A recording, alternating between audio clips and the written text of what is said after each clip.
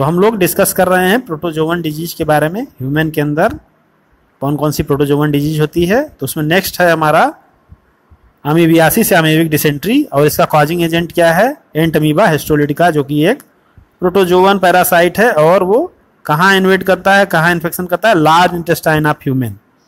ठीक है, तो लार्ज इंटेस्टाइन में जब इन्फेक्शन होगा तो सिम्टम क्या क्या आएंगे, constipation, abdominal pain and cramps. Cramps का मतलब मरोड़ की तरह होता है, उसमें पेन आप समझ ही रहे हैं। इसके बाद जो स्टूल होगा उसमें mucus, excess mucus and blood clots होंगे।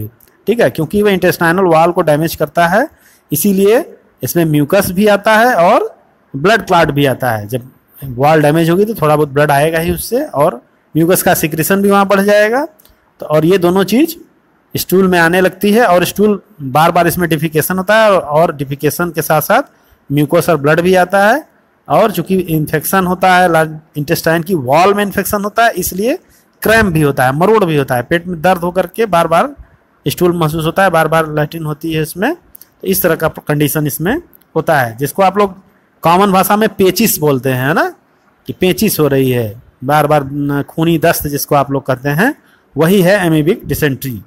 ठीक है, इसमें एक चीज़ और होती है कि इसमें जो स्टूल का अमाउंट है वो बहुत ज़्यादा नहीं होता है, और बहुत वाटरी स्टूल जरूरी नहीं है इसमें कि हो, लेकिन हाँ बार बार इसमें होगा, और जब भी होगा तो म्यूकस और ब्लड के साथ होगा, जिसको कि आप लोग देहात में खूनी आंव या पेचिस भी कह सकते हैं, कहते हैं।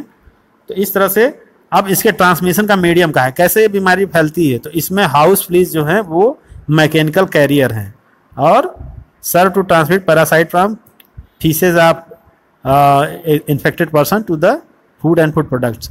तो कोई भी आदमी जो कि अमीबियासिस से इन्फेक्टेड है, अमीबियासिस से डिजीज्ड है, वो जो स्टूल पास आउट करता है, अगर उस स्टूल के ऊपर कोई हाउस फ्लीज मक्खी बैठती है तो वो वहाँ से उनके जो ये अमीबा हैं इनके ओवम को उठा करके, ओवा को उठा करके फिर फ्रेश फूड और फूड प्रोडक्ट्स के ऊपर छोड़ देती है। क्योंकि मक्खी की आदत होती है, जगह जगह बैठती है, तो गंदगी पर भी बैठती है और फ्रेश फूड के ऊपर भी बैठती है। तो जब वो गंदगी पे बैठेगी, और ख़ास करके जो इन्फेक्टेड पर्सन का फीकल मैटर है उसके ऊपर अगर बैठती है, तो वहाँ से वो इसके स्पोर्स को उठाएगी, अमीबा के स्पोर्स को उठाएगी और फ्रेश फूड और फूड प्रोडक्ट्स के ऊपर छोड़ देती है। तो उसके बाद इस तरह से वो फ्रेश फूड और फूड को, अगर कोई फूड प्रोडक्ट को कोई कंज्यूम करता है, तो वो इसके इंटेस्टाइन में वो स्पोर्स चले जाते हैं, और बाद में वो जर्मिनेट होकर के इन्फेक्शन कॉज करते हैं। तो इसमें क्या होता है, drinking water and food contaminated by faecal matter are main source of infection.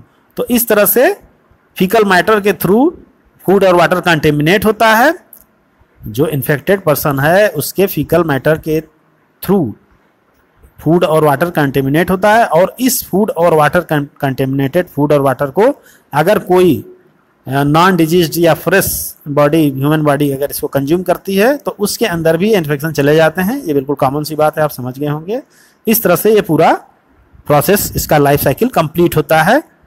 आजकल गवर्नमेंट ने एक प्लान बना रखा है, आप सुने होंगे, कि खुले में शौच न जाइए, है ना, ओपन मतलब नो ओपन डिफिकेशन।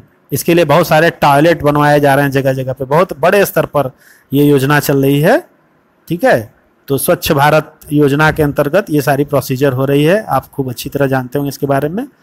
तो इसमें खुले में शौच मुक्त या ओपन डिफिकेशन फ्री, ODF एक वर्ड आप बार बार सुनते होंगे, ODF। बहुत सारे विलेज या बहुत सारे मोहल्ले, बहुत सारे सिटीज हैं जिनको ODF डिक्लेयर किया गया है। ODF का मतलब ही होता है ओपन डेफिकेशन फ्री, और उसका जो पर्पज है वो यही है कि जब आप खुले में शौच नहीं जाएंगे, तो जो अगर कोई मान ले इन्फेक्टेड पर्सन है वो खुले में शौच नहीं जाएगा, तो जो ये इस तरह से स्प्रेडिंग हो रही है, अमीबियासिस हो या इसमें और भी बहुत सारी डिजीज जैसे टाइफाइड है, जो भी बैक्टीरियल डिजीज है जो इंटेस्टाइन में इन्वेट करती है, उसका इस तरह से स्प्रेड हो सकता है, कंटेमिनेशन हो सकता है। तो इसको अगर हमें रोकना है तो हमें ओपन डेफिकेशन से बचना होगा।